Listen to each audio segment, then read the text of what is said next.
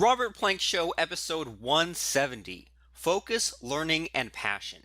The Commonalities of Enlightened Superachievers with Corey Poirier.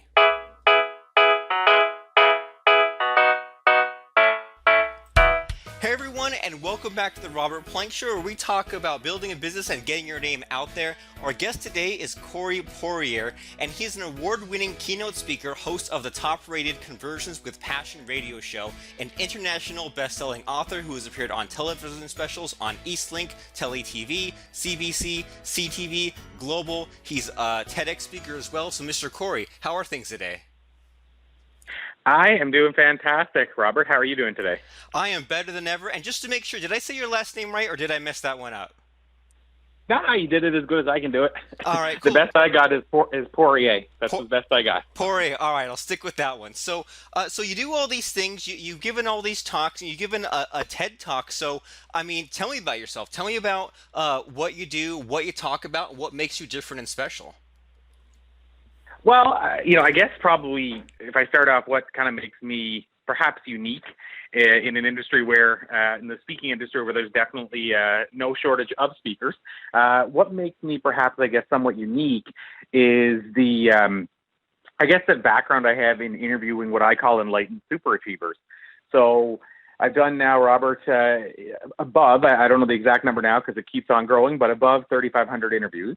And, in kind of sharing the bill with a lot of other speakers, I haven't really run into too many other speakers that have done anywhere near in that neighborhood of interviews. And so I really kind of spend my time researching and learning from, what I consider the top minds in the world of thought leadership, and then in turn sharing that with my clients so that they can learn kind of what are these sort of unique traits or common traits or insights that will allow them to, I guess, maybe just jump ahead of the competition. So I think what probably makes me unique is the exclusive insight that I've been able to gain access to by doing these interviews with so many thought leaders in the world. So you've done so many interviews that you're almost like on a Larry King kind of level, where there's just so many thousands. Like you're not playing around here. Well, and I'll take that. I'll take that compliment because he's done a lot of interviews. Another person that over the years I've been compared to, and I think it's kind of apt only from the perspective of I've sort of been a fan of him and followed his path, is Napoleon Hill, who wrote Think and Grow Rich, Oh yeah. who spent, I think, 28 years or something like that interviewing the top leaders of his time. And, so on it, obviously at a much smaller scale, I'm not going to try to compare myself to either Larry King or Napoleon Hill in terms of stature, but yeah, I've been kind of following their path, if you will. So out of all these Yeah, people not that playing around. Right. So out of all these, thousands and thousands of people that you've been talking to, not playing around or anything like that, I mean, what have you found out? Is there like a number one secret? Is there like a top three? Is there some kind of a list or a sequence? Or I mean, what have you discovered from talking to all these people? Yeah, I'll give you the top three. I could probably go to 10, but that would take us, more time than we have. So I'll give you sort of a top three. I'll go in reverse order. I might as well leave the first one, the most common trait. And it is this one, the number one is definitely the most common trait by far and above. So I'll leave that for the last as kind of a teaser. But I'm going to say the third most common trait is their ability to focus or go all in. So whereas a lot of people in our world today, it's easy to get distracted. I mean, myself included, we struggle with so many things pulling for our attention, so much noise. I've discovered that these thought leaders have an uncanny ability to go all in with the person or the device or whatever is in front of them at the present time. And so I've said they've kind of figured out how to make single tasking the new sexy. So they're really good at focusing, going all in and single tasking. That would be one common trait. I would even add to that they know how to say no to the things that aren't going to bring them closer to their purpose so that they can say yes to the few little things that will. So that's, I guess, I'm going to say the third most common trait. Second one is I define it and term it as lifelong learners or leaders, but they have a great ability to feed their mind. And I say we're in an information-heavy, wisdom-light society, so they have a great ability to get to that wisdom and sift through that information quickly, or even just sidestep the information that's busying our minds and get to that wisdom while other people are still stuck in the information. So, for instance, they might be on Facebook 15 minutes a day and get everything they need from it, whereas, others might struggle for 4 hours a day on Facebook and still kind of be going, oh, I can't leave yet. So they have an ability to know how to get that wisdom and how to get it efficiently. And then, like I said, they understand the ability to be a lifelong learner. So, I say we rarely forget to feed our body, but sometimes we forget to feed our mind, and they certainly don't. So that would be the second one. They keep on learning. Zig Ziglar had a great quote that said, you don't ever, you might finish your school, but you don't ever finish your education. So that would be number two. And I'll give you the third one, and then you can, circle back and ask me questions because I'm going through them quite quickly. Perfect. But the first one, most common by far and above, is that they're living with passion and they've found their purpose. So they know exactly what their purpose is. Why are they here? What are they kind of meant, in their mind, meant to do? What are they serving as a purpose? And they stay on target with that. So I kind of say they're living on purpose, and they're doing so because they found their passion. And that's to the tune of above 95%. All my interviews, these people are living with passion. There's very seldom I've come across a person that's achieving at the highest level who's actually just playing part-time. I mean, these people actually say, this is my calling, and this is what I'm meant to do here, and this is how I want to spend my time. Dang, so those are the three. So you weren't kidding that if you listed more than three, you would be here for hours and hours. And I mean, and these are things that, maybe people listening, they've maybe heard about these kinds of things over and over, but maybe, not given them the attention that these things deserve, especially if the top performers, top earners, most fulfilled people all follow these things. Being focused and all in, being lifelong learners, and living with passion. And what's cool about this, Corey, is that it sounds like they all interrelate, right? Because if you're 100% focused, you can actually get somewhere, as opposed to being spread too thin or being caught in the bright shiny object syndrome. And if you're a lifelong learner, then you're always learning and figuring out what your next move should be, or what next problem that you're tackling. And then if you live with passion, that means that the focus and the lifelong learning now becomes sustainable, and you have all those entrepreneurial qualities, like you're always hungry and you're always enjoying whatever the next struggle or challenge is. It sounds like they all sort of interrelate there. Yeah, that's such a great observation, Robert. And I'll add even one more, which I really, something that really spoke to me, because when people always ask me, what are these common traits? And, it's kind of interesting. I think some people thought the answers are going to be things that they had to, I'm going to say, let's say, like I had to invest in hiring certain people, or I had to go and spend 1,000 hours figuring out how to learn how to, basically dissect a certain atom bomb. Like they thought it was going to be stuff that was going to involve all kinds of extensive work.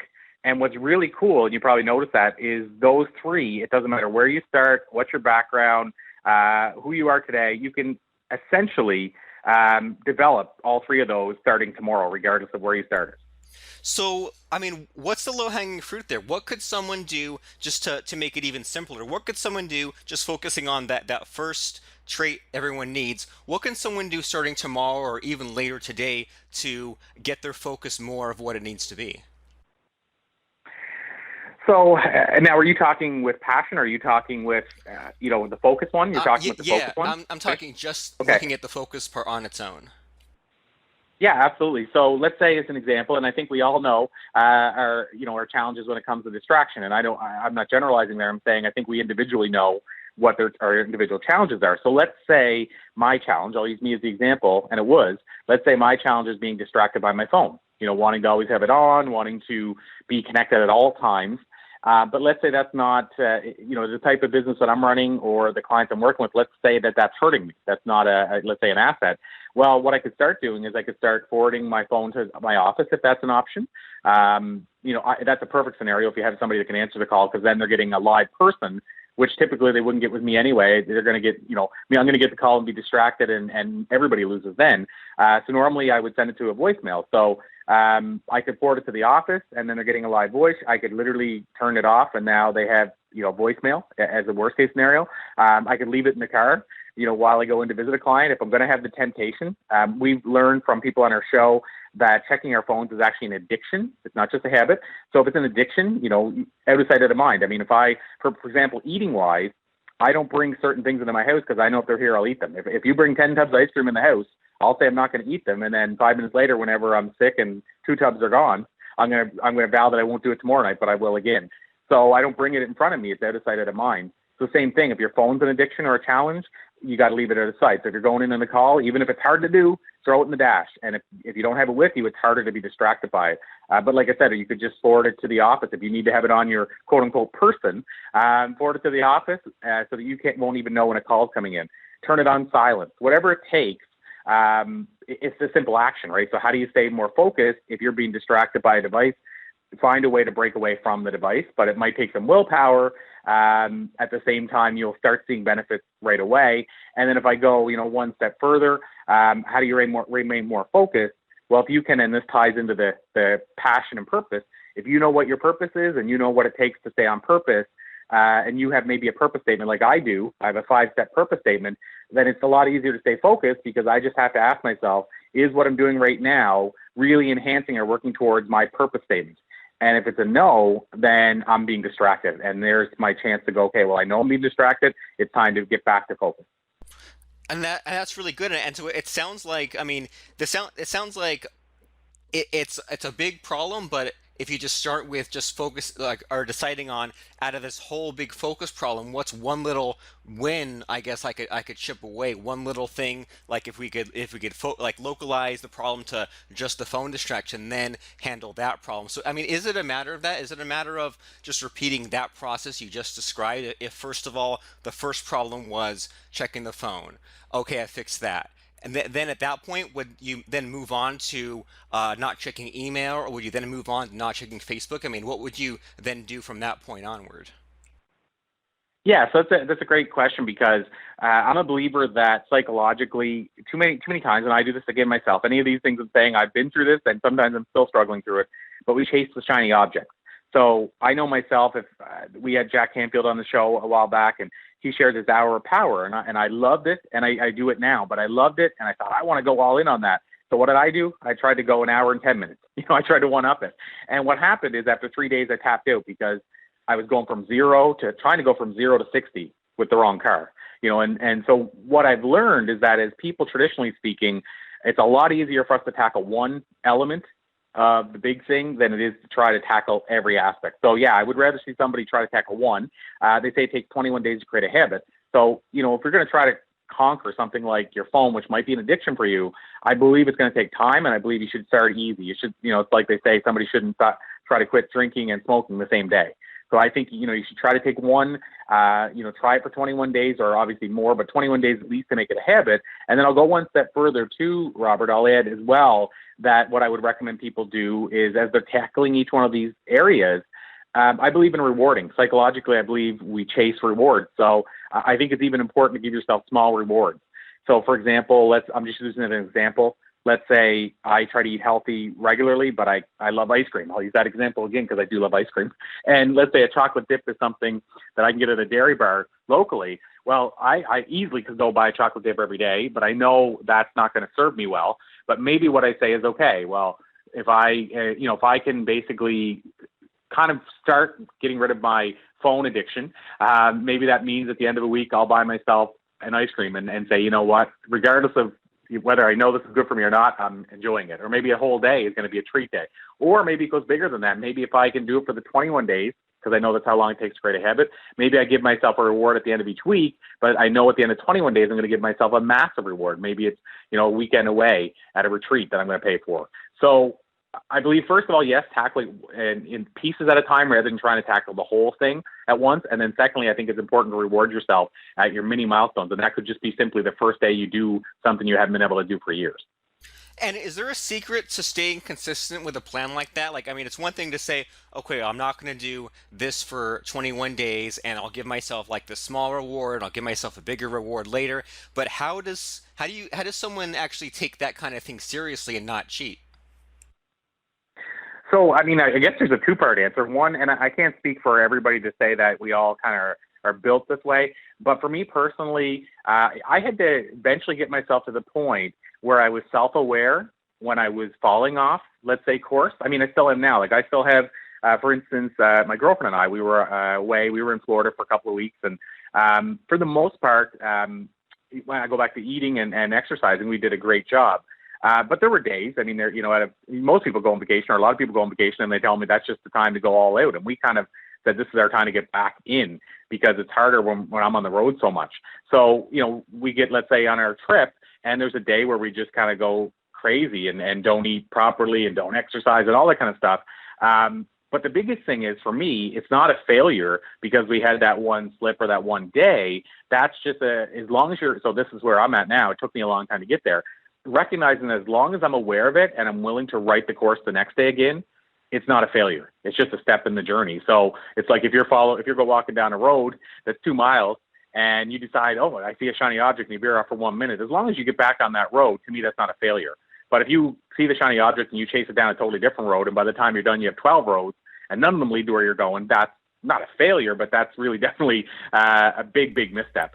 So first of all, I think it's recognizing that just because you fall off one day out of the 21 days of your habit, it's more important when you get back on the horse than it is to just say, well, I failed now, it's time to move on to something different or chase a new object. So I would say being consistent, first of all, is the willpower to do it, and to have, your why. So you got to figure out what's your big why? Why are you doing this in the first place? It's got to be big. They say if you can figure out your why, then the how will figure itself out. If you can get really centered around what's my why am I doing this? Because I want to have a better business, because I want to serve more people, let's say, because if I'm more on target, then I can serve more people in a positive way or make a bigger impact. If you know what that why is, I think you'll start to figure out the how a lot better than if you're confused as to what the why is. So I think staying consistent and focused, one part is knowing what your why is and keep reminding yourself of what your why is. And then the other part of that is, as you're falling off, because you probably will. I mean, not everybody's perfect, so you eventually will fall off the path, but picking yourself back up and saying, what was my why? And then going, okay, I just need to get back on path. And even if at the 21 days, I fell off twice, at the 21 days, that's still a success over what it was when I wasn't doing it any days. So I think it's a psychological thing. You need to kind of show yourself that A, it's not going to be an easy journey, but you're going to make it. B, you got to remind yourself why you're doing it and figure out what that why is in the first place, so you can remind yourself. And then C, always make sure you veer back onto the journey, even though every now and then you may veer off. Makes a lot of sense to me. Willpower plus why plus the slip isn't a failure. It's not a reason to start over. It's just a bump in the road. And you always hear about stuff like that, like success isn't a straight line or whatever cheesy stuff, right? It doesn't always go from 0 to 50 to 100. It goes up, it goes down. You figure a few things out along the way. Yeah, I've had parts of my journey that at the time, I know, because I remember I can put myself into that, what I felt like when it happened. There's various points in my career, both as a speaker, with our, interviews, with my newspaper that I used to have, my publication, with my sales career. There's parts that I would describe as, at the time, as absolute disasters. I thought this is the end, and I don't even know what I thought it was the end of. I knew I didn't think it was the end of my life, but I thought, this is a downward spiral, and am I ever going to recover and all this? And it's so wild now that I can look back and I know what Steve Jobs said to be true. Now anything that happens like that, I can recognize it because I have the ability of looking backwards and reflecting. But I didn't at the time because I was so new in my career. But now I can look back and I can compare what Steve Jobs said about joining up our dots and realizing that different dots in our life, even if they seem like the worst moment of ever, actually became responsible for some of the best moments ever. So I can look at I had a sales career in the office equipment industry, working for Toshiba. And, Toshiba at the time being the 58th largest company in the world. Well, when I got that job, I get hired. I asked the guy why he hired me. And he said, A, because you moved across the country to basically moved across the country for a different job. And now if you don't take this job or don't succeed at a job, you're going to have to go back home to your small town with your tail between your legs and admit you failed. And then secondly, he said, because you had a small business at a young age, running a newspaper, selling ads on straight commission. And he said at 19 years old, which is something I never heard of somebody doing. And he said, so I need somebody that's going to survive. And those are two traits. Those are two, I guess we'll say, moments in your history or traits that you have that I think is going to make that possible. Well, the irony, Robert, is if I realistically, at those two times when that happened, being the time whenever I moved across the country, well, I was going for a different job. I was planning to work on the oil rigs. And we thought we were going to retire after 8 months and never work a day in our life again. Again, we were young. But I got burned with hydrochloric acid. And so after a week of working there, I moved my way into the city and eventually got that job I'm talking about. But when I basically left the oil rigs, I thought I had failed because we moved across the country solely for that purpose. I thought that was one of the biggest failures in my life. I told all my friends and family I was going to crush it. And then at the same time, that newspaper that I had, the publication, well, the first one I had, because I've had more than one, I closed it after a year, and I thought that was the biggest failure. I just thought I was a big failure, basically. And now I look back at those two moments and say, they basically, without those two moments, I might not be sitting here talking to you today.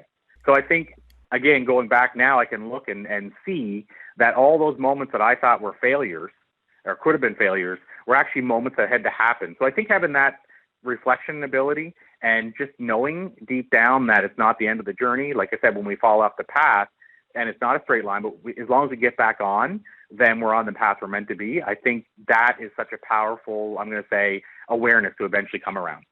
Nice. I mean, yeah, that's an interesting perspective, and I think I have those kinds of moments too, Corey, where I think back about something that happened, 5, 10 years ago or longer, and I just thought it was the worst thing. But then, if that thing that at the time was bad, even though it wasn't that bad in the grand scheme of things, if that had not happened, then it wouldn't have led to other things. And so, sort of along those lines, along the lines of correcting your mistakes and learning from past things. I mean, this whole thing where you said that the most successful people are lifelong learners and leaders. I mean, can you tell us about that a little bit? Yeah, absolutely. So essentially, and so I'll give you, like, this is something that just, I don't even remember, to be honest. It was so long ago that this kind of came to me. I don't know if it was an epiphany I had or if I heard a speaker one time in passing and somehow it pushed out of my mind, so I won't take credit for it.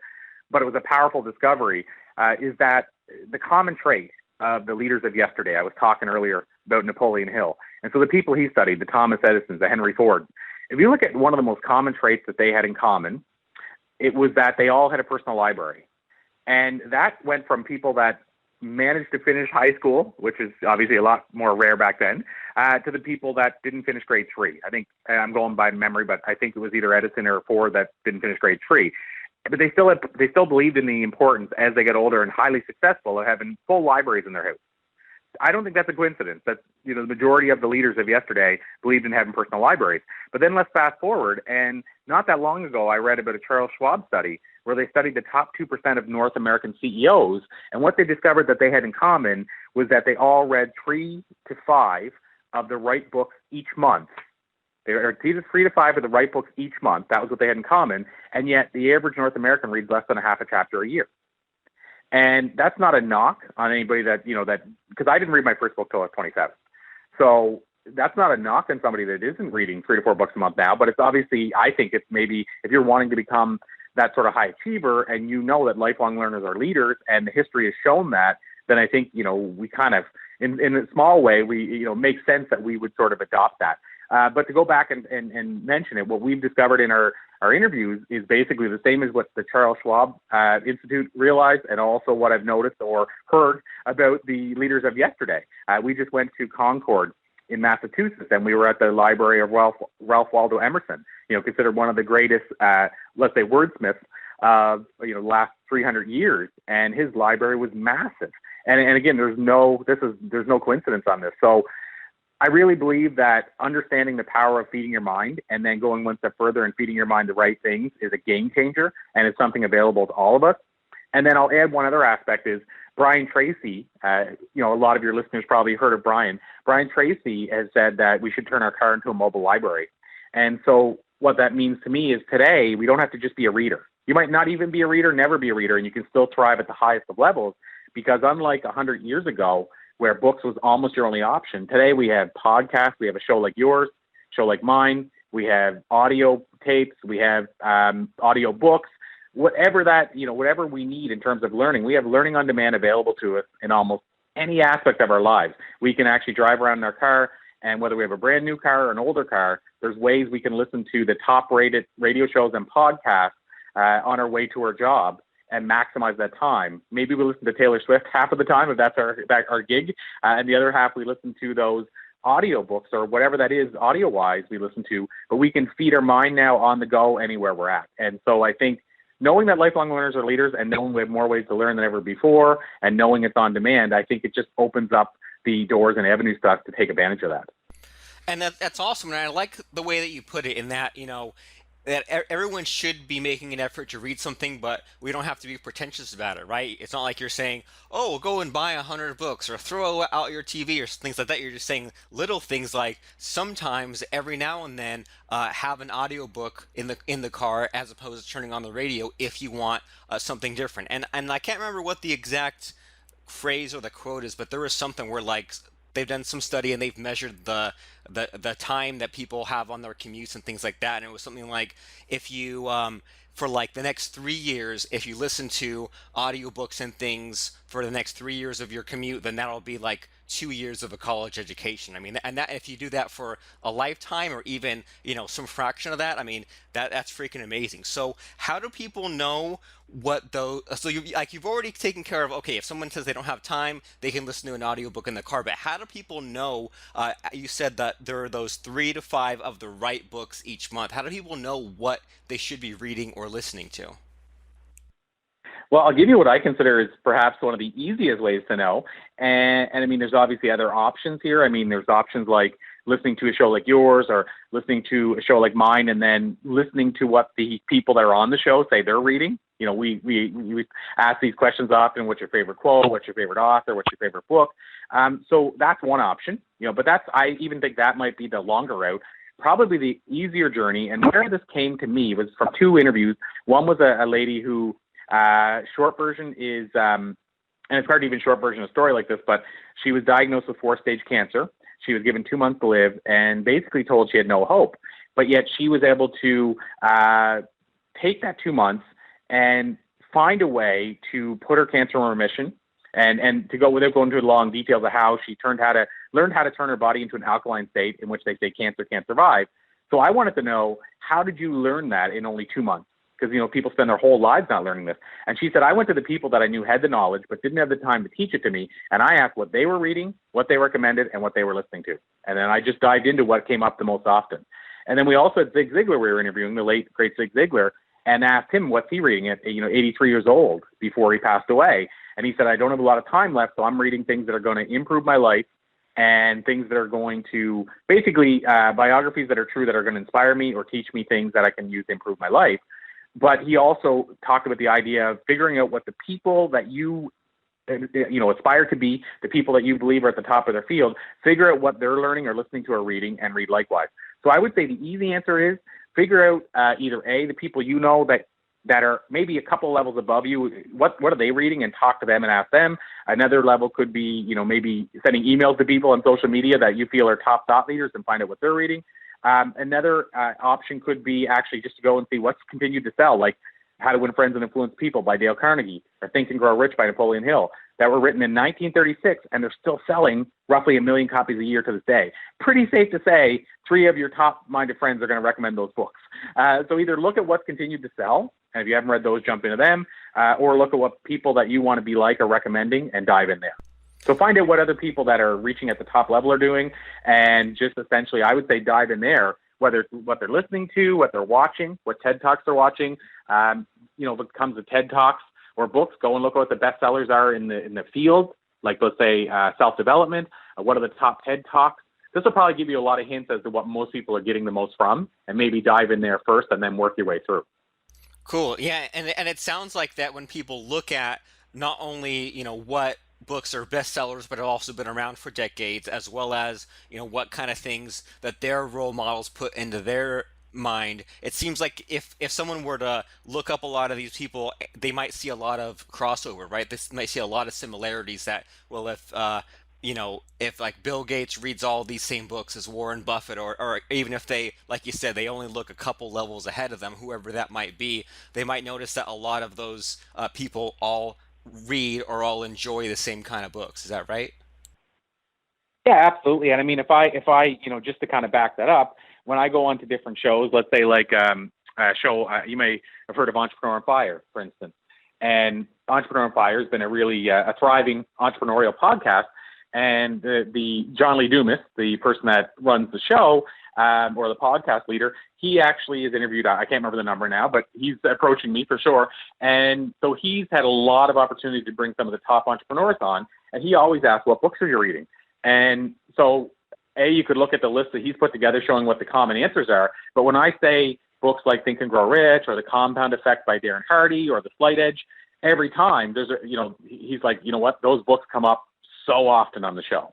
So you're right. I mean, reaching out and figuring out what like-minded people are reading or the top tier leaders are reading. Again, there's a reason why those books became, 55 and 50 million copy bestsellers, meaning like the How to Win Friends. And those books became that because so many people have cited those books as books that have had a massive impact or transformational impact on their life.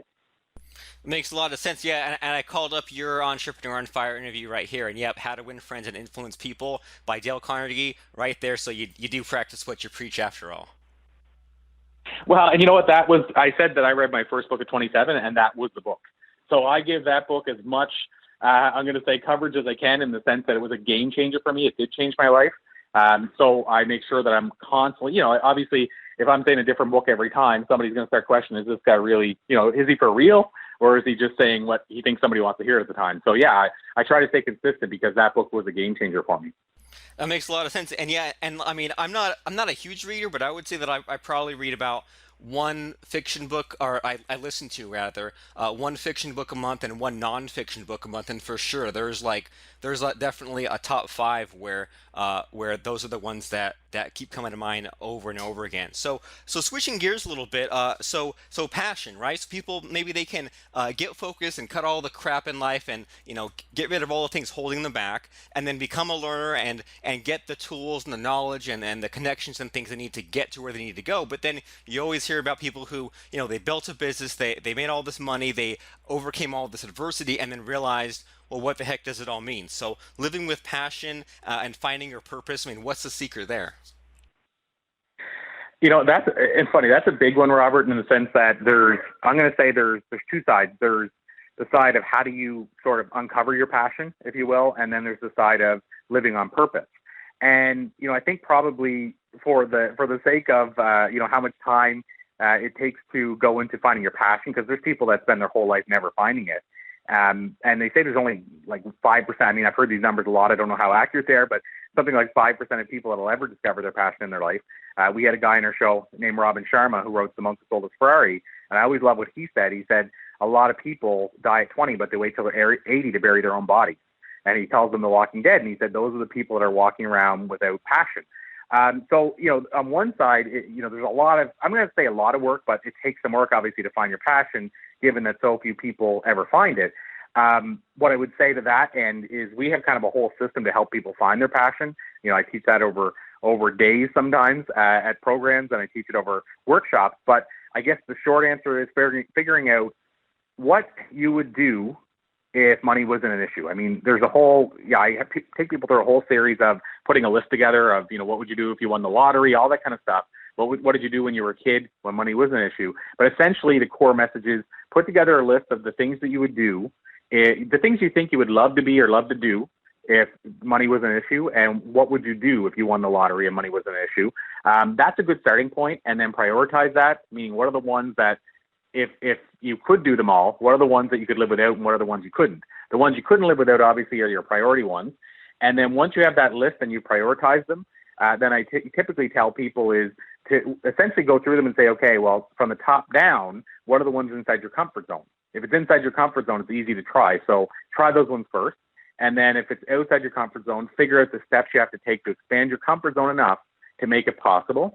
And then once you've done that, I mean, it might take you 3 or 4 months to go through all that process. But once you've done that, there's really good odds that you're going to either find your passion or you're going to have a really good indication of what it is, because you've gone through an exercise of basically sitting with yourself and really meditating on what are the things that you essentially that kind of excite you and light your fire, if you will.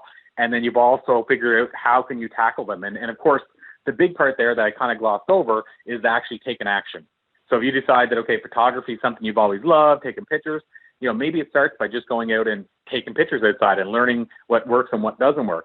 Maybe then I always tell people you should learn from others who've done it. So maybe then involves reaching out to photographers and saying, hey, can I sit with you for an hour and pick your brain? I'll pay for the lunch.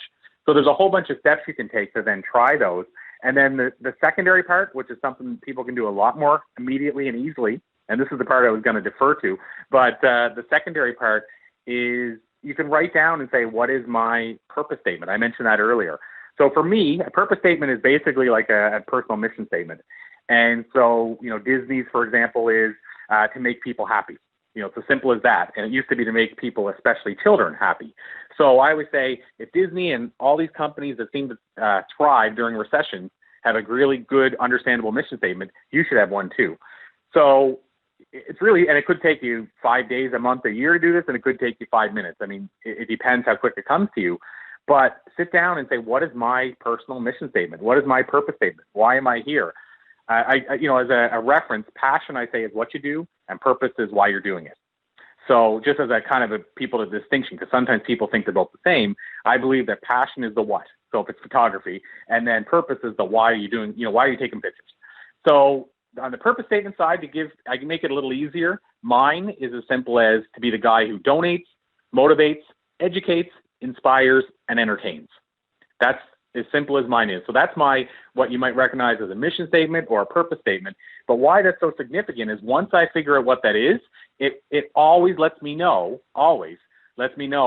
what should I take on and what direction should I move in and what should I not take on and what direction should I steer away from. So if you said, are you willing to come and talk to our group? But we don't want you to do anything that's inspirational or entertaining because we're kind of a stuffy crowd. And we also, we're going to be charging at the door, but we're not going to pay you anything. And on, you can start to see pretty quickly, Robert, that right there, that eliminates 3 of my 5. Right. And so if it's going to be 1 or 2 of my 5, it's going to be a pretty easy no without regret.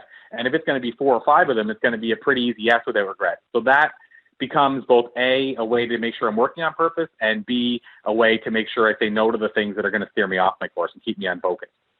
And that's awesome. And it's a way to avoid wasting a bunch of time and repeating your mistakes and things like that. And I mean, Mr. Corey, you were just blowing my mind here because, I mean, I kind of asked you in the beginning, like, do these 3 things interrelate? And from the way I'm hearing you describe it, it sounds like not only do they interrelate, but they almost kind of build on each other, right? Because if someone is just completely at a part in their life where they're at a crossroads or at a loss, well, then they need to focus on themselves first and figure out that focus and figure out how to do that quick decision making. And there's always that catchy phrase that like the word decide means to cut off, the same way that homicide, suicide is. So to make a decision means to shut out the other possibilities. So there's the focus part right there. And then once someone has focus, then they can have some of the curiosity or the exploring factor and do the learning. But because they have the focused piece first and they're also learning on top of that, then now they're learning the things that are important, right? They're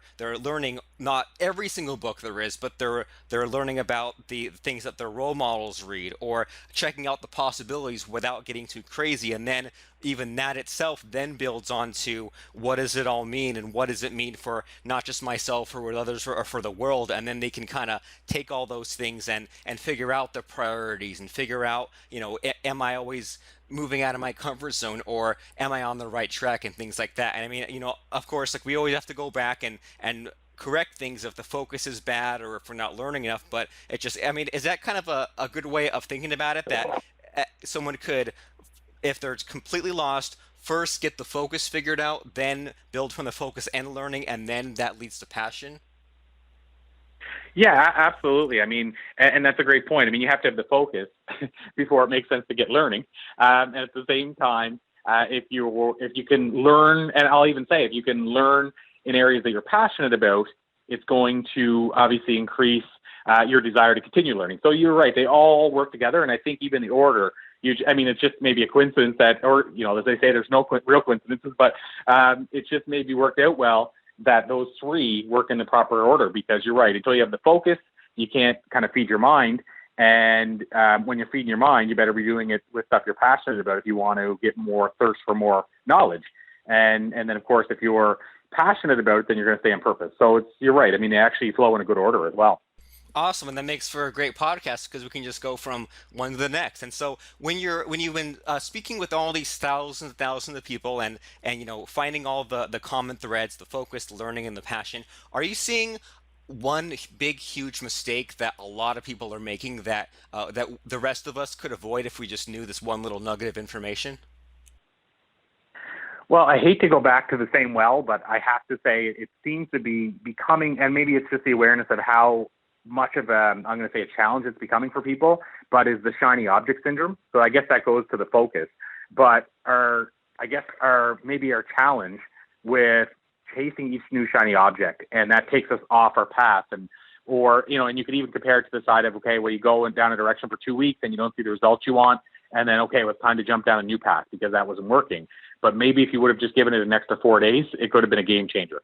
So I would say the biggest challenge I see a lot of people make is not staying the course, not, let's say, staying focused and fully focused for enough time to really make sure it is in the right path or it is the right path. I would say that's the biggest challenge I see.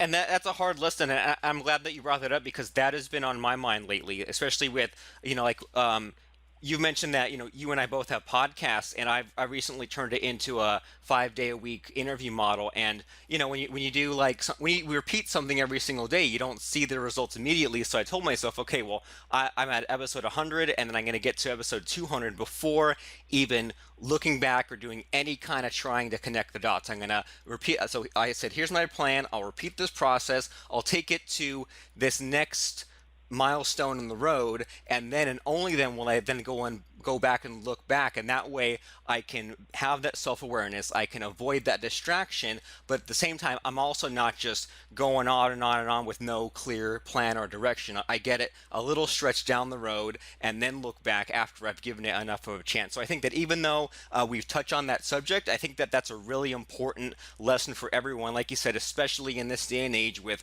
Facebook and who knows whatever apps are out there and smartphones and whatever technology. Sooner or later they'll figure out a way to put all that in our brains, and then we'll really have to be focused. So I think that these things, focus, learning, and passion, I think that these are not only super important and they're important for every human being alive, but I think that it will continue to be even more important as human history continues on, as things get more crowded and there's more opportunities and more possibilities for distraction. Everyone needs to be just really aware of these things, that life is short and we don't have a time machine. We can't go back and replay things, so we need to do things the right way, and that involves struggles and adversity and things like that. So I mean, Mr. Corey, all kinds of just mind-blowing, eye-opening stuff today, and I want to make sure that everyone knows everything there is to know about you, whether that's your TED Talks, your discussions, your websites, or your events or courses. So could you tell people where people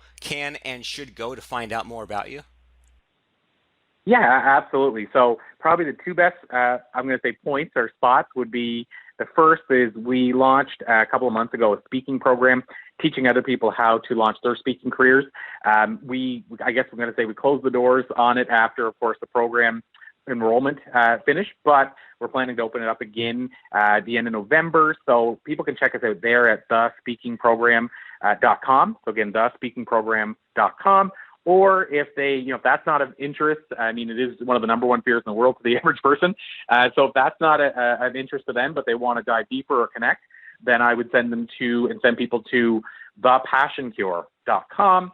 And on that page, you can listen to our show. You can check out my blog. You can watch my TED Talk. And also, maybe most importantly, the social media links are there. So you can easily go to one of those channels and reach out and say hi and maybe start the conversation. So either of those two websites, I think, is probably a great starting point.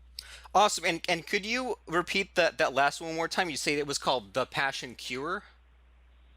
Yeah, thepassioncure.com.